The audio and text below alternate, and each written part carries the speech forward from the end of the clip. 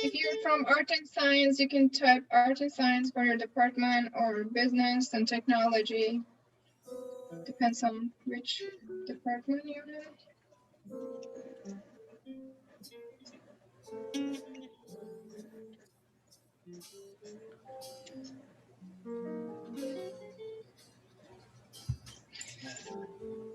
Okay, I'm gonna start now. If I think everybody here, I see 187 participants.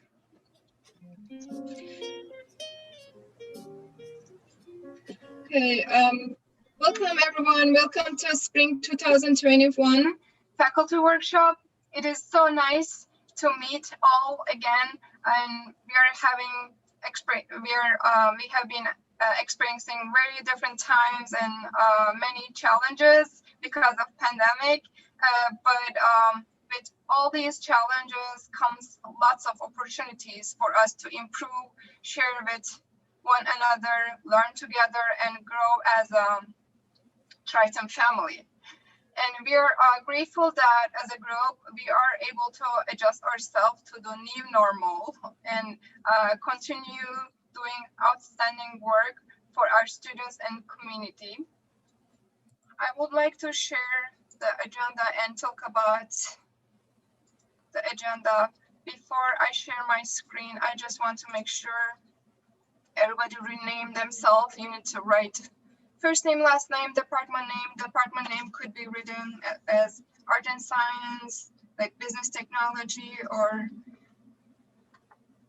counseling. So it depends on your department. Then I will talk about our plan. Here's the plan. Okay, here's our agenda. We have a full agenda, and we will start with college update session, and then we will have a break.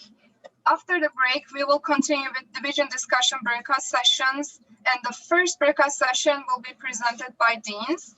And on Zoom menu, at the bottom, you will, let me share this.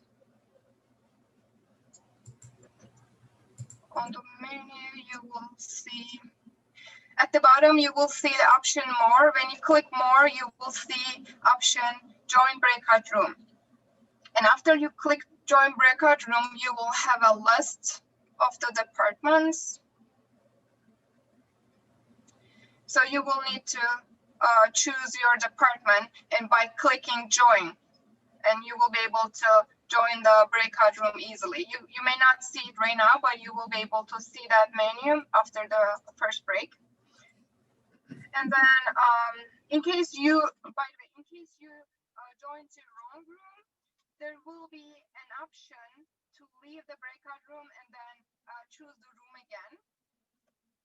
And if you lose connection or leave the room by mistake, or leave the workshop by mistake, then you can use the same Zoom link that's listed on the agenda to come back to the workshop. And attendance will be taken during the workshop and during the breakout sessions. At the end of each breakout session, the participants will receive a message showing how many minutes left. So you will have enough time to wrap up the breakout session. And after the first breakout session, everybody will send to the main room automatically. Then we will have a guided pathways progress updates session, which will be presented by Dr. Sheldon Turner and Denise Johns. And after our second break, we will have a second breakout sessions, and you will choose the session you're interested to attend simply by following the same steps. You just need to choose the session you want to join in the given list. After our sessions completed, everybody will be directed to the main room again and for closing remarks at the end of the workshop. And the attendance will be taken by using the participant list on Zoom. And faculty breakout sessions will be recorded by the session speakers, and the recorded sessions will be posted in CTE Blackboard Shell, so you will be able to access them at a later time. And now let's get started with our first session, college update. Our President Mary DeMore and Vice President Dr. Susan Campos and Vice President Dr. Jody Coslow Martin will present their sessions. And as our first speaker today, I would like to turn it over to our President Mary DeMore. So please join me in welcoming our President. You can click the clap icon under reaction at the menu. Hello, good morning. Good morning to everyone. I'm reaching out to you all at this moment, and greetings to you. Thank you, Serpil. And as Serpil removes the agenda for this morning, I'll be able to see more and all of you. So we'll wait a moment there. I know we're having a little audio transition, so I know that you'll be in communication with the tech team this morning. Should there be any challenges, there you all are at and everything. And wonderful to see you. I thought what might be a fun way, because usually I'd be talking with you at the workshop before I got up by the podium and everything. And I really wanted to have an opportunity to kind of memorialize our virtual workshop here today. And so I'm going to ask everyone, we're going to take about 10 seconds. I'm going to ask everyone who would like to come up on your video screen, and our tech people are going to take some snapshots of us in our gallery this morning, and then we'll get at it. So, and I'm going to screen the gallery too while they're doing that, so I can see all of you.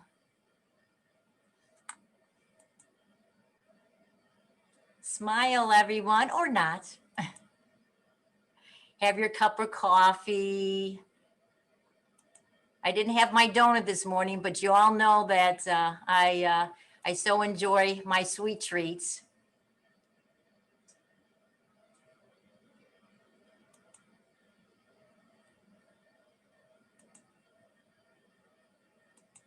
We'll give it a couple more seconds.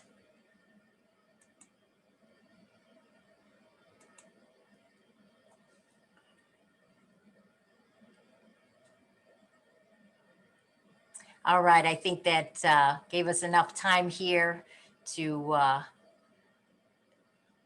take our virtual photos. So delighted to be with you, welcome you to our new semester, of course, our new calendar year. And just give me a moment here while I share my screen, and we'll get going.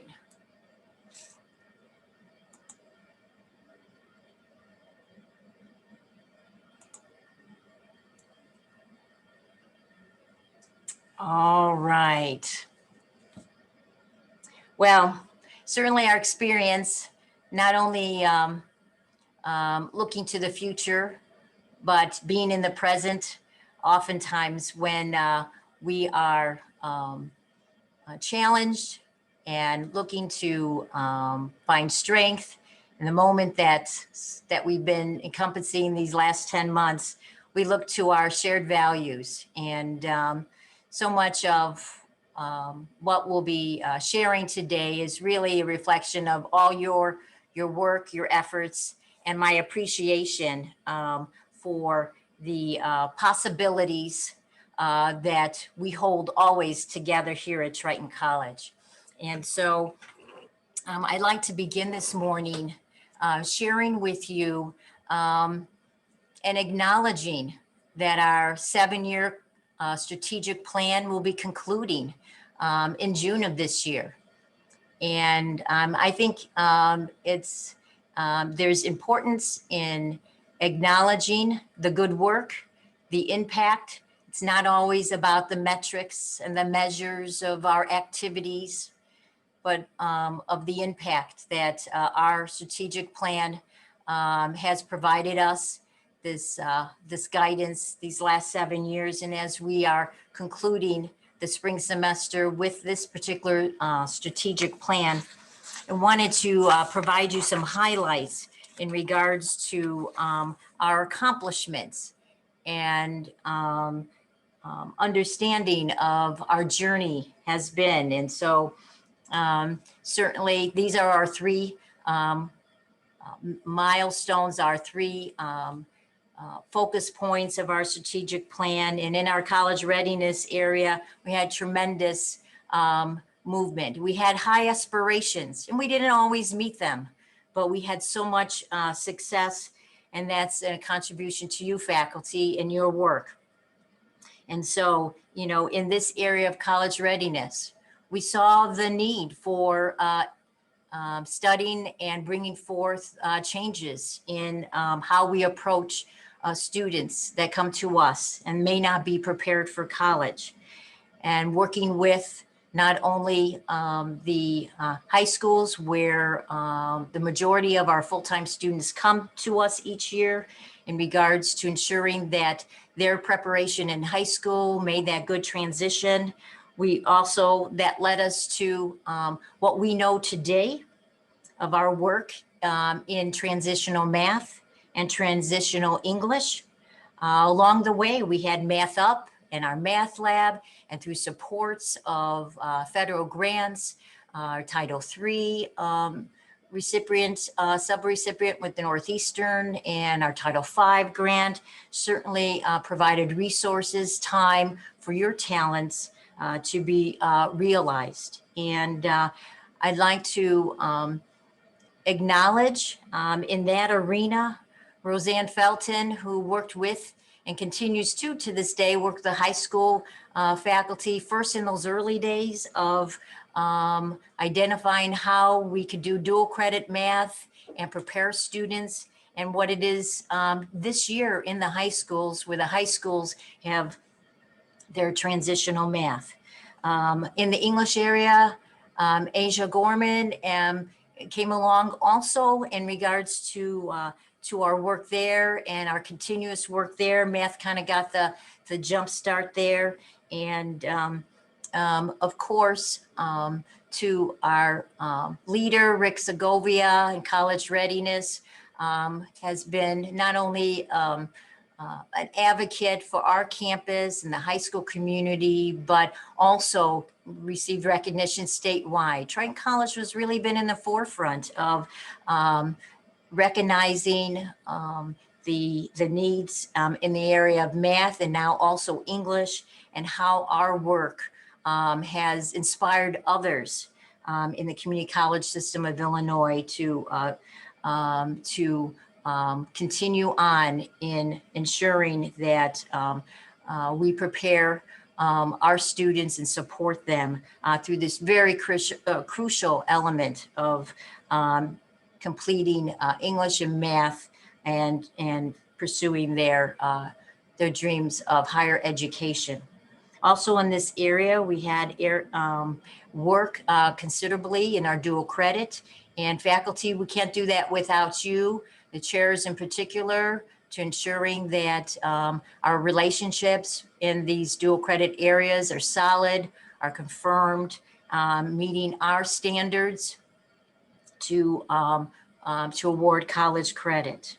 And then also, as we've seen most recently in our Title V work and our work in co-requisites, particularly the English faculty, college readiness faculty in English, and now also math, Bob Greenwald and your team's work in regards to bringing forth co-requisites and the value of that curriculum work. And so I applaud each and every one of you in regards to your work and the successes here in the college readiness area. In improving completion, we saw a focused effort on academic planning, and that's where our counselors and our faculty supported and many times required students to complete an academic plan so they could see their path to completion. And also in this area, we recognize, and I should backtrack just a moment, in the college readiness, the other major milestone, I believe, is multiple measures. And our work there, once again, leading the pack in Illinois, recognizing the importance of implementing a multiple measures plan, and that it's really, it's about equity, and it's about recognizing that a single test doesn't define someone's readiness for college. And so we're ahead of that curve. We have done lots of action related to ensuring, and we're still studying that, of how we can continuously improve in that arena. But I'm so proud of that work in there. Back to the academic plan and our completion rates. We've had measurable improvement in many of the areas. I think that goes to the focus of our academic plan, recognizing, looking at our data, but also recognizing that for students to be retained, to receive, that we implemented no late registration and enrollment. And while that can pose challenges, even during a pandemic, it has proven to be a good practice for our community, and one that I am extremely proud of, the campus community supporting that. In regards to closing the skills gap, we've had varied success in relation to that, but I can say I have seen our academic advisory committees be strengthened, be explored, and seeking the guidance and support of business community and our other partners in education, in regards to supporting and ensuring that our curriculum is current, and we're looking toward the needs of our region in regards to that. Particularly in these last 7 years, our work with facilities engineering technology with our local 399 has been a huge, not only undertaking, but success, where we're seeing meeting the needs of the workforce. More recently in renewable energy, we have relationship with the IBEW in renewable energy, and their work meeting the need of that skills gap.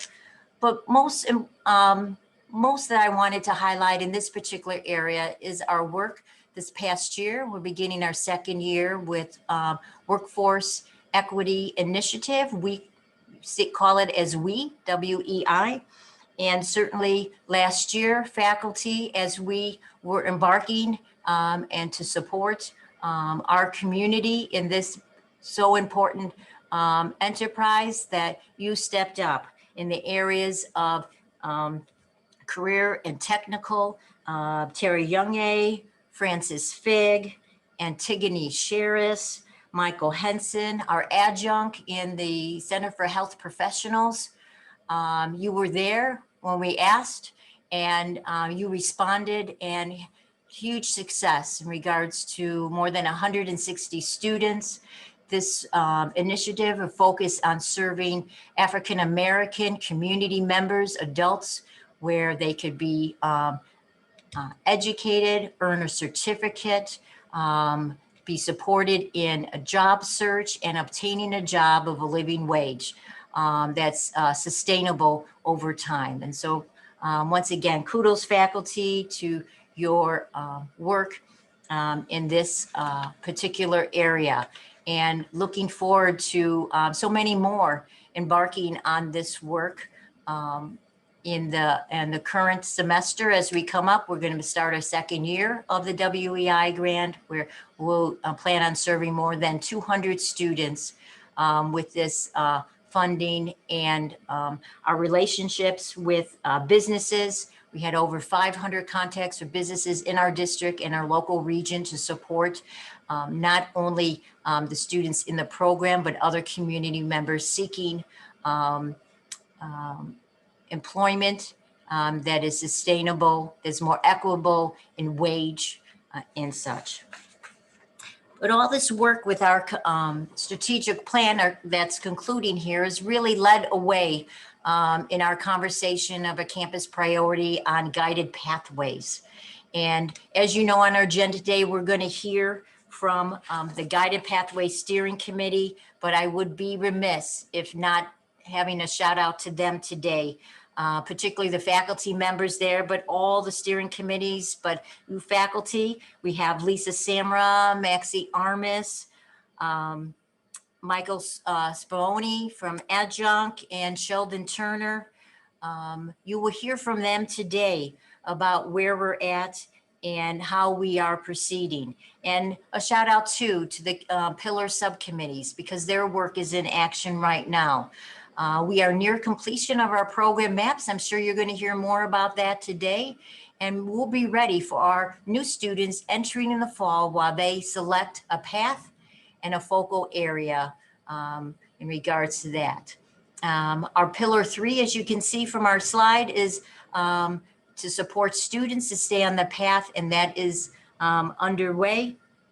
And so pleased with the work in this particular area. This will continue, and regardless of the conclusion of our strategic plan, many of you, if not most of you, through communications from my office and from the college and from the steering committee of the strategic plan, we are launching our new strategic plan in July.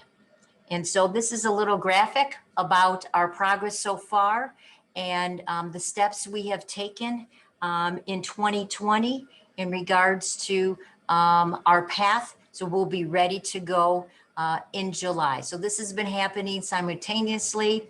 Of course, you know about our shared values, our goals and timelines. This strategic plan will be 3 years in length, starting in July of 21 through June of 2024. And the goals will remain focused, as our current strategic plan is on student success and a focus on teaching and learning, employees, and of course, the community. And so we have identified action plan leaders, cabinet champions, beginning to form action plan committees. That's still in process. But throughout it all, we have received feedback, solicited feedback from our campus community on our action plans, and so pleased with the involvement. Faculty, should you want to learn more, I'm going to recognize at this time the faculty who've been serving on the strategic plan committee. Gabe Guzman, Bill Griffin, Jackie Mullaney, Justina Koch, Leslie Wester, Patrick Kane. So please reach out to your peers, your colleagues, to learn more or to ask questions about our strategic plan. I'd like to just spend a couple of minutes talking a little bit about the specific goals of our upcoming strategic plan. Each goal, even though they are numbered, are of equal value. And you will hear that, as you see there, our first goal in the strategic plan is related to teaching and learning. I'm pleased to share with you that Dr. Davison, Jennifer Davison, is the action plan leader. Our champion in the cabinet level, Dr. Campos. And this aligns with our mission of educating the community. It is the hope of the work here that we will be focusing on developing new programs, strengthening engagement between faculty and students, and expanding the academic support of students. So I encourage you to reach out to Dr. Davison should you have questions or you have interest in regards to participating in a different way or a closely way, I encourage you to do that for goal 1. In our goal 2, I have set several messaging already in regards to this particular area of the college. As you know, at the beginning of 2020, a campus community really, we had conversations in regards with employees to understand their DEI experiences. And those conversations revealed a number of strengths and areas where we can improve to make our environment here for employees to feel more diverse, equitable, and inclusive. And so our work between now and the start of the strategic goal in July will be to develop a DEI plan. And this particular goal is the action plan leader is Darrell Carter, Associate Vice President. Our cabinet champion is Vice President Sullivan. And this aligns in our mission with valuing the individual.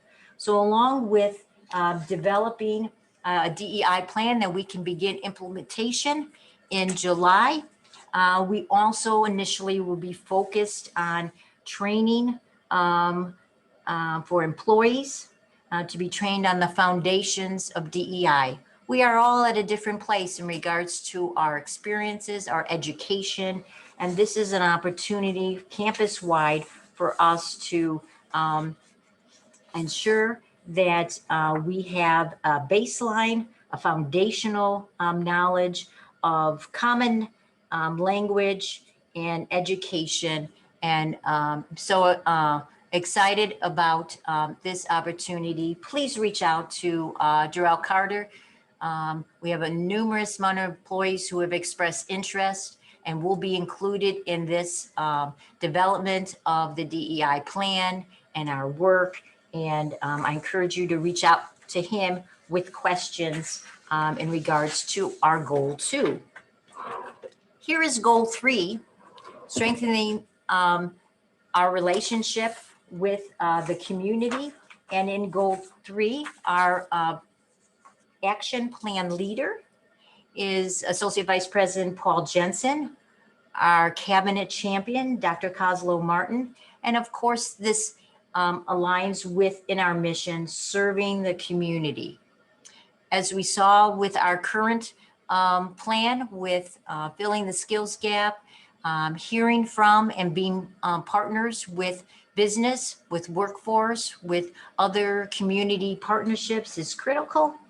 And this particular goal will also continue our engagement with those critical partnerships and look forward to that exciting work.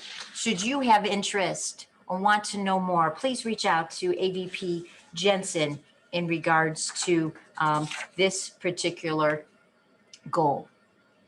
Of course, all these actions, all this effort, all this direction in regards to strategic plan and the priorities of the institution takes resources.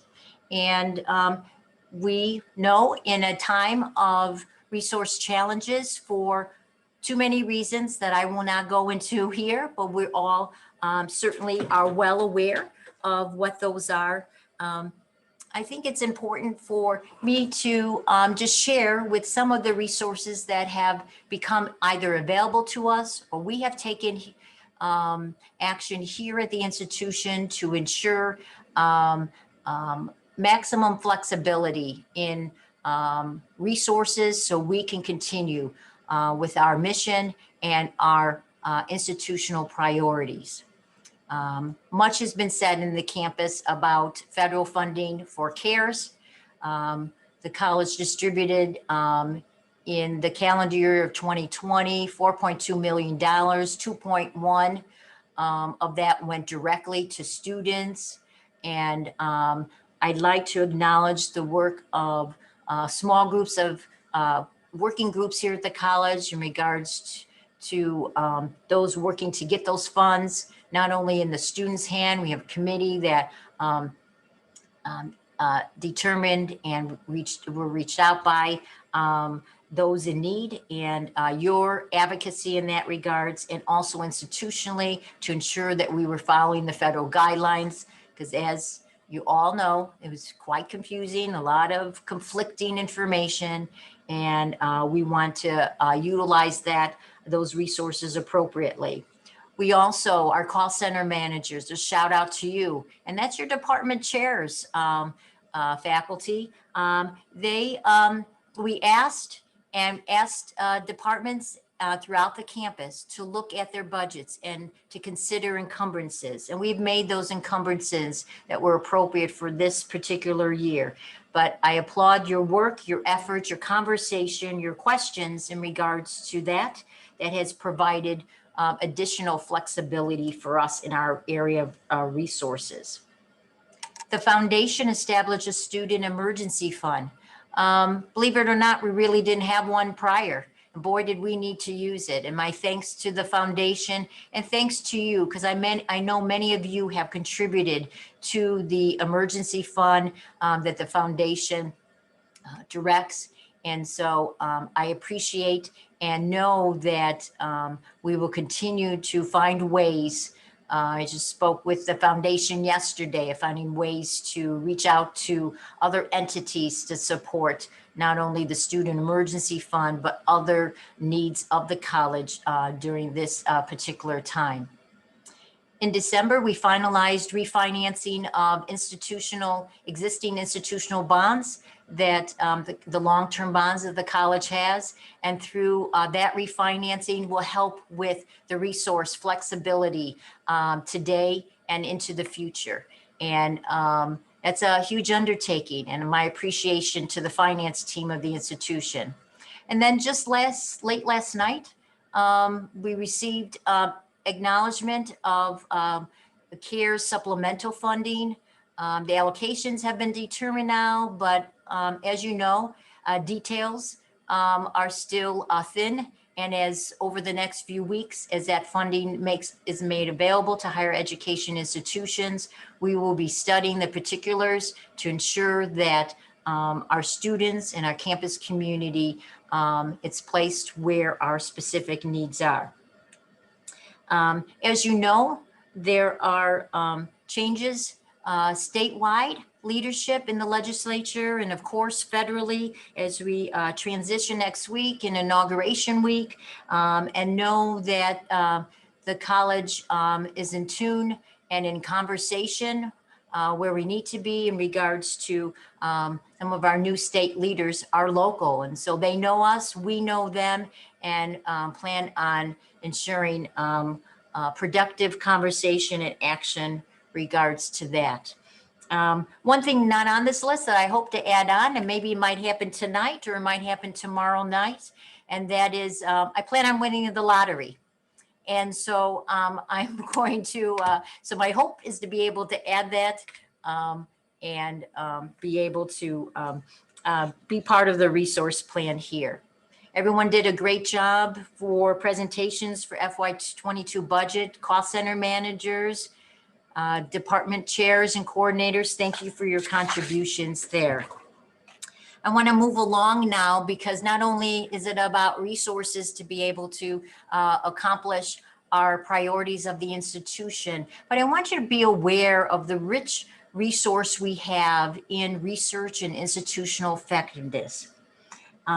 This past year, we have now as you see up here, what we call the TRAC, the Triton Reporting and Analytics Center.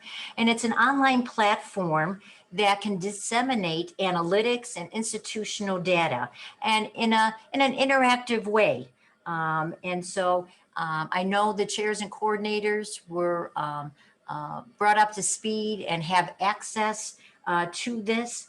And so I encourage your interest to talk to your chairs and coordinators, to look at the data.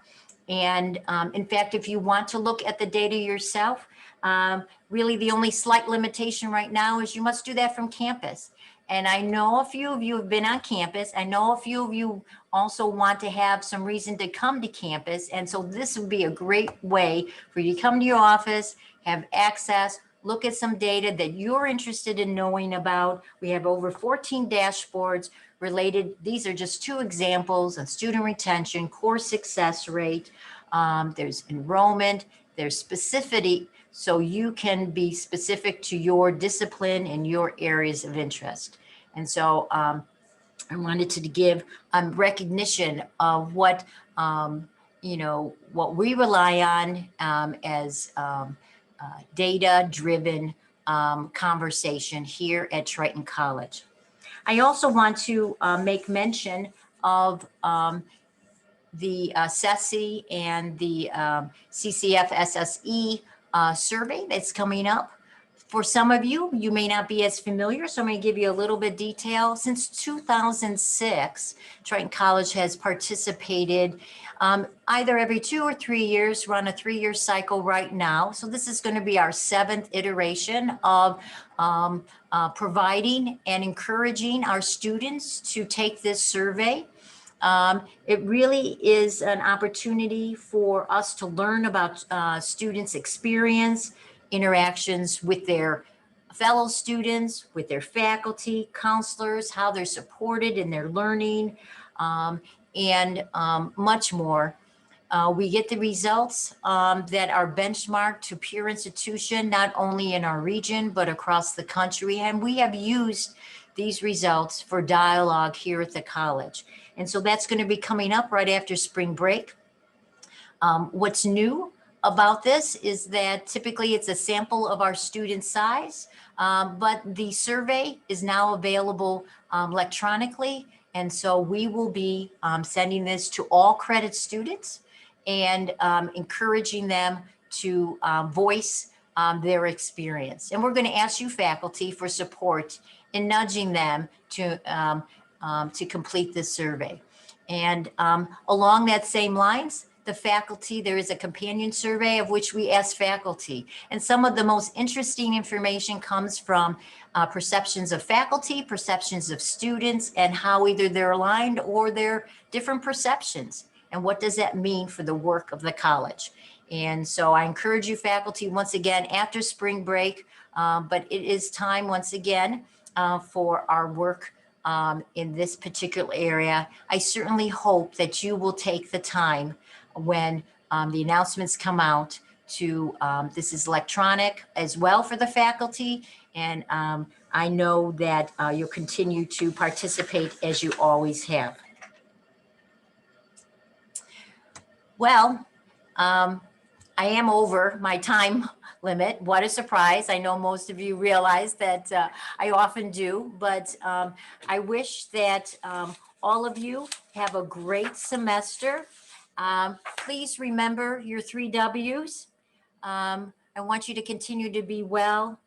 You are all essential to Triton College, and I am in great appreciation. Have a great semester and take care. And at this time, I'm going to stop sharing my screen and I'll send it over to you, Dr. Campos. Thank you, President Moore. Hi, everybody. It's good to see all of you. As I pan through, you all look wonderful, rested and great, ready for another semester. Give me a second here. I'm going to share my screen with you.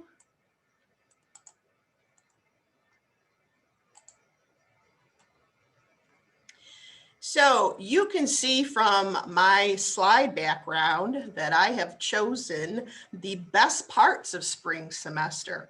I moved right past the winter and the cold weather, and I went right to the flowers and the sunshine.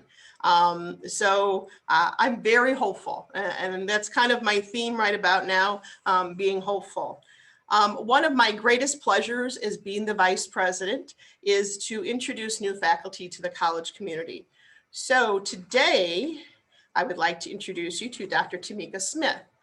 She is our new faculty member for the Diagnostic Medical Sonography program. She will also be the clinical coordinator for the program. She comes to us from Indiana University, and I know that her colleagues in the H building will welcome her when they see her. And Tamika, we're so glad to have you here. So on March 30th, we all engaged and enjoyed a new ride. It's called the COVID Coaster. We began our remote learning for the entire college. And this COVID Coaster, yeah, it's got a lot of twists and turns and ups and downs, and it really does wear on your daily life. Certainly, many have had much more challenging times. They struggled financially, mentally, juggling childcare and work, the anxiety of racial and political upheaval in our world right now. This is very challenging times, but we all know that better times are ahead when this ride ends. So you may be asking, what's with the Scrabble tile, Sue? Well, like you, my husband and I have been trying to keep busy, doing a variety of things. We have a long-standing Scrabble game that goes on every day. We add another word when we get time to think about it. So this is my reminder of what COVID has been for me, trying to be engaged in other ways, some positive activities. So when we get off that COVID coaster, what's going to happen? And what's going to happen now? We're at January 15th, 2021. You may be asking, what's the spring semester going to be like? And what do we expect? Well, my answer would be it's going to be very much like fall, probably. But with actually some noteworthy refinements that we need to think about. The faculty and the students have experienced 2.5 semesters of being remote instruction. And they have a better understanding of what's really involved in remote, virtual, online education. For those of us that are on campus, those faculty that are teaching on campus, we've learned to really solidify our practices of masking, distancing, and cleaning. And we're trying to keep everybody safe. We are more experienced on platforms, whether it's Colleague, Teams, Zooms. We're learning to use this technology in a variety of fashions, more than I think many of us thought we ever would. We have faculty, full-time and adjunct, that are trained in Blackboard and pedagogy of online instruction. Between the summer and the fall semester, 16 full-time faculty, 270 adjuncts completed our Blackboard Learn training. We have 205 adjuncts that are currently in the process of completing Blackboard Learn. So that's really a wonderful benefit for not only the faculty to feel more comfortable with the technology, but really for our students, because they're deeply engaging and understanding more about what the technology is. The work of the college continues, and we do a lot of virtual meetings, obviously, and that's in part to the technology and equipment that we've been able to acquire, and that keeps us all ticking and rolling along. We continue to support students with technology and Wi-Fi needs. We just were able to access an additional amount of technology for students that may be needing that this spring. So faculty, think about that. If you have students that are in need, we'll be getting that information out to you. What's going to remain constant? Well, we know that the students, the staff, and the faculty are still going to be challenged with every dip and turn of that COVID coaster. But what I can tell you for sure is that we're all going to work to support and help each other to get through this, because that's really the key to the success of getting through all of this. And what about the summer? Well, we have Earl and blended courses on the schedule. But we have heard from students and we've heard from faculty that they'd really like to get back on campus. And if that's the case for you, then please do. We can hold more courses on campus safely. And if you're concerned about what it would be like to be on campus, you can ask any of the many faculty that have been teaching on the campus already. You can talk to Larry Manos in the chemistry department. You can talk to anybody in the business department, health careers, fire science, EMS, auto, welding, criminal justice, architecture, construction, and horticulture. All of these faculty have been back on campus teaching, and their students have been learning. And what about fall semester? Well, if you've got a crystal ball, let me know what it's saying, because February 15th, we have to put the schedule in for the fall semester. We don't know exactly what it's going to be like, but what I can tell you is that we are planning to all be back on campus for the fall semester. When everybody returns to campus, it's not going to be the same campus as when you left for spring break in 2020. Higher education is not going to be the same as it was in March 2020.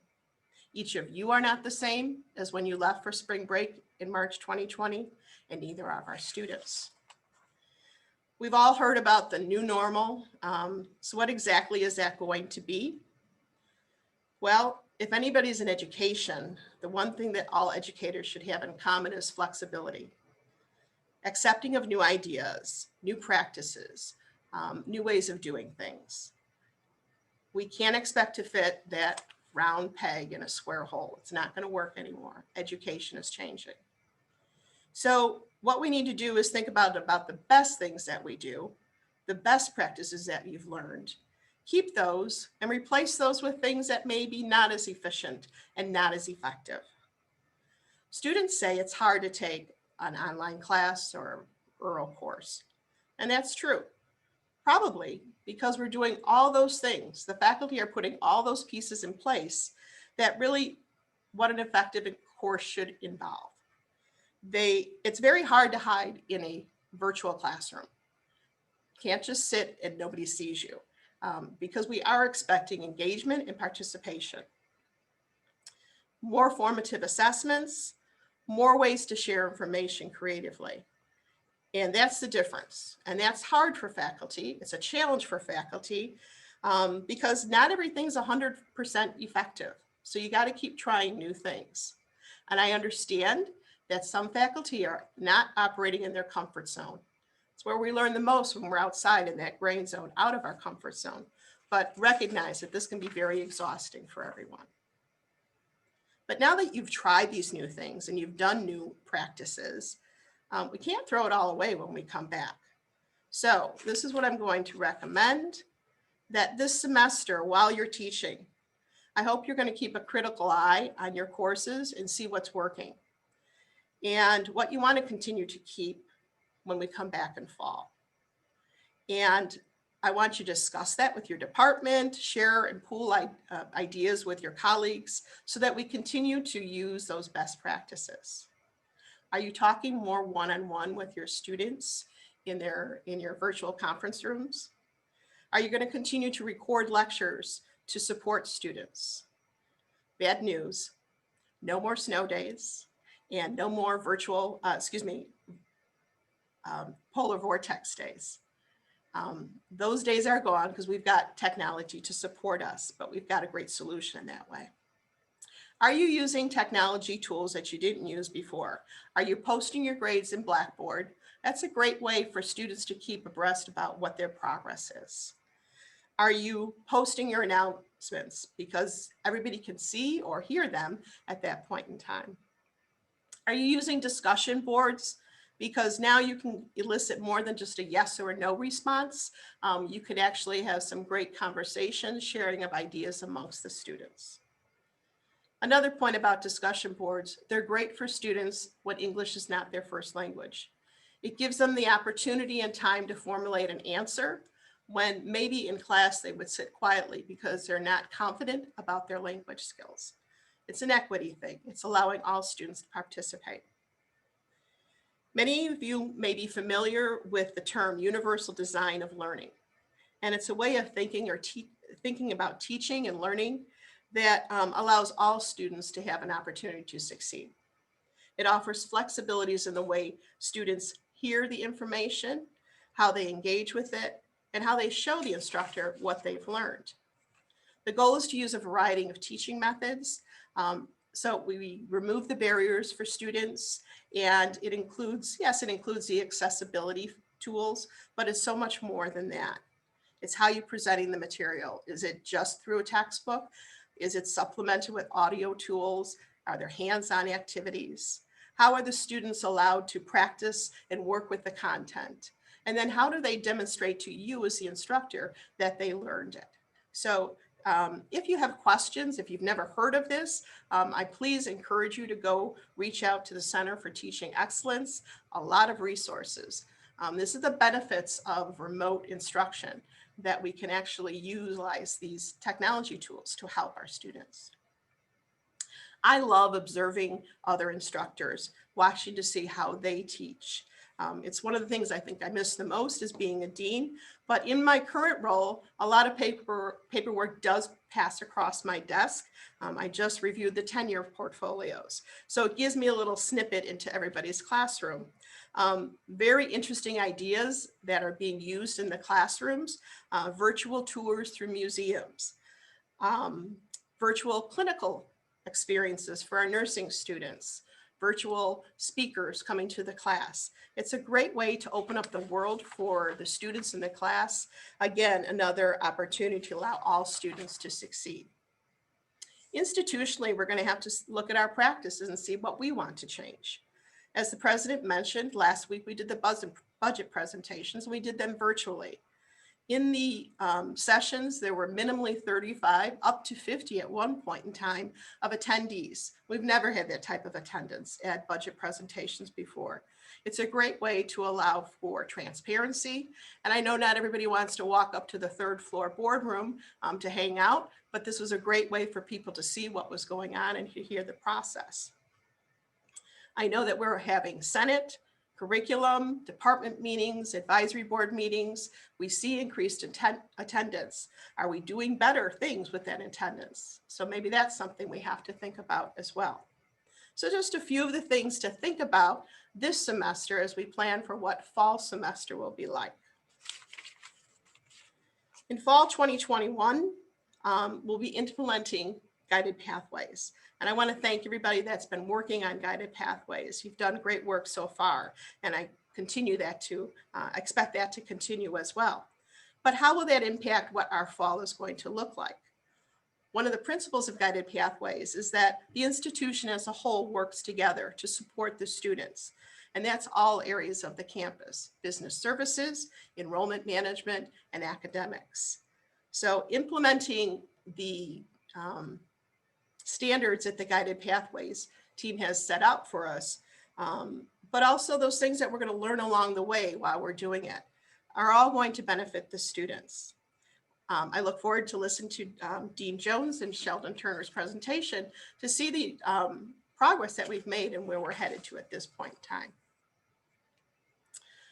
I started talking in this presentation about hope. I'm hopeful that every day we're closer to being healthier, closer to being vaccinated. I'm hopeful of the tenacious spirit of our faculty, of our students and the staff to handle the challenges that are there and to help out each other so we can manage to get through this. I'm hopeful for the flowers and sunshine because I miss that a lot. I hope that this semester, when you're frustrated and you really want to give up, you remember that word hope, because that's the thing that tells you to try one more time. Because hope is nothing more than holding on because this pain is going to end. I hope you all have a wonderful semester. Thank you very much, and I'm going to pass it off to my colleague, Dr. Kozlow Martin. Thank you, Vice President Campos. I'm going to stop sharing there for you. Okay.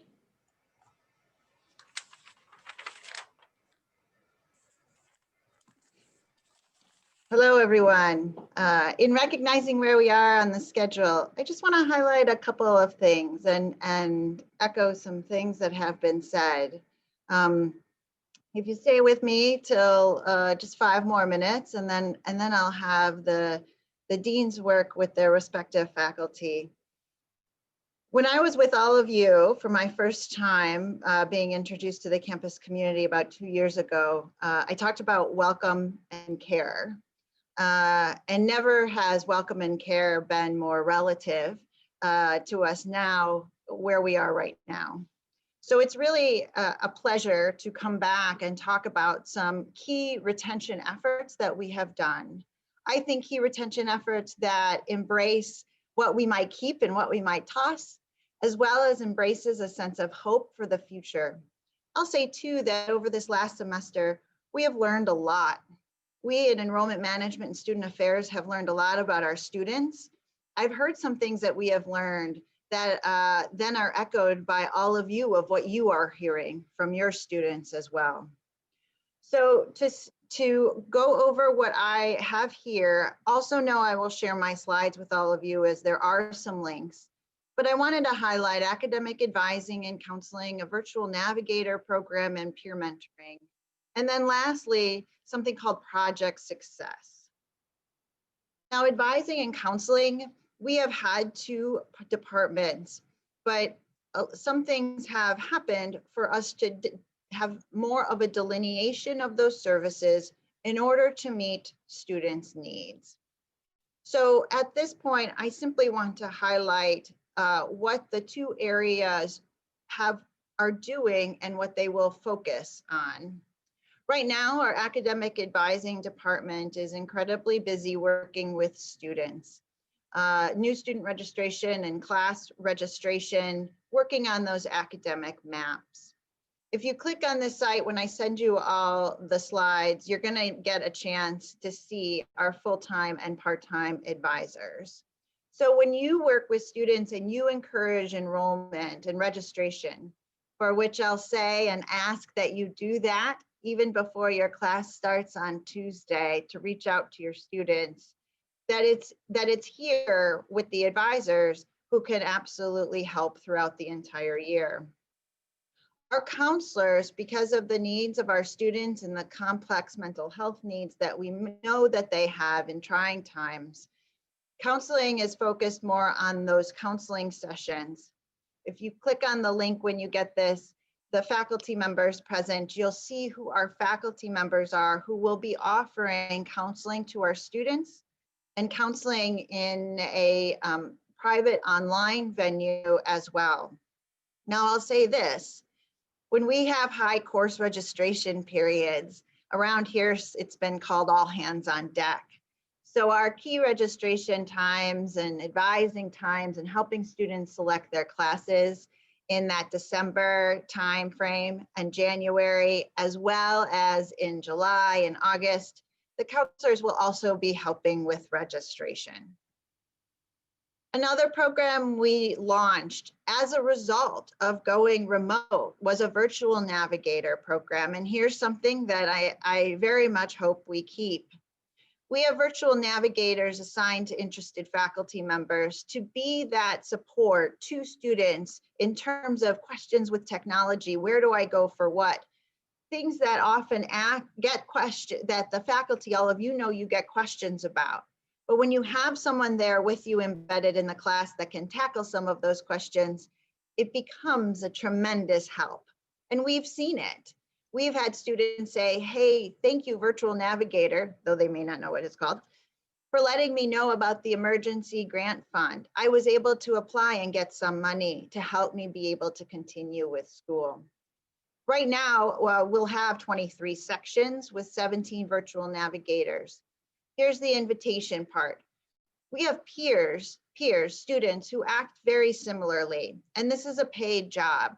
If that's something you're still interested in having in terms of a virtual navigator at the student level, Christina Hunt, who is a student success strategist, can help assign you to a peer mentor to help in the spring. Lastly is this, Project Success. It is a program through the federal student aid. And it's something that enables us to really recognize this key piece that what we've seen in the pandemic is the ability to pay and an academic path, the convergence of those two absolutely play out on retention. So some of you have likely heard it from your students that the ability to pay has been such a huge factor for our students. We know that anything that we can do to help them during this tough economic time, not that it hasn't been there before, but it does make a difference for us. One of the key pieces of this is a Persist workshop where we'll talk about retention as well as the kinds of services that we have, being able to be a part of project success that are no cost to us. And some of you might be interested in it. Faculty, if you use something like the Myers-Briggs and you want access to it for free, this is a workshop to attend if that's something you want to integrate into your classes. So I highly recommend that you join. You can email me directly if it's something that you'd be interested in. So my last piece is I want to mention this. As Guided Pathways does their work, and as I have been here over the last couple of years, and as we have tried to embrace this ethos of welcome and care, I have seen the importance of focusing on equity and understanding what barriers there are to college going. But it's something that I've also recognized over the last couple of months is that we'll talk a lot about removing the barriers for students to go to college, but I also don't want us to create new ones. In the spirit of keep and toss and in the spirit of welcome and care, if there are things that we think we can make easier, we should go ahead and do that. That's happening in a number of places. Right now, the FAFSA is going to be changed for everyone in the country from over 100 questions to 30 in the next enrollment cycle. It's recognizing the places that barriers have come into play for students to get in front of you and then removing them. But I simply want to say what I'm very mindful of is that we don't come in to create ones we don't want to inadvertently add. So with that, as you have this semester that will be full of hope, and as you have your college meetings, know that the enrollment management and student affairs team is here to help and be your partner. We will be here all day today and tomorrow registering students. We will be monitoring things online, helping students get registered, because we know that recruitment and retention of students is part of the collective work of the institution. So at this point, what will happen is that we are going to go and head into a break. You are going to see a screen. I'm going to stop sharing. That our tech team has put up. And what you will be able to do is to select a breakout room. There are some instructions on the screen for you to be able to do that. We will be taking a break. I'll go ahead and say, do a 5-minute break, and at 10:10, the breakouts can start to have us try to get you back into on the schedule there. But recognize that this is the time that you have with your respective deans. So it has been an honor to be with all of you over these last couple of years, and I very much look forward to continuing our work together. Thank you.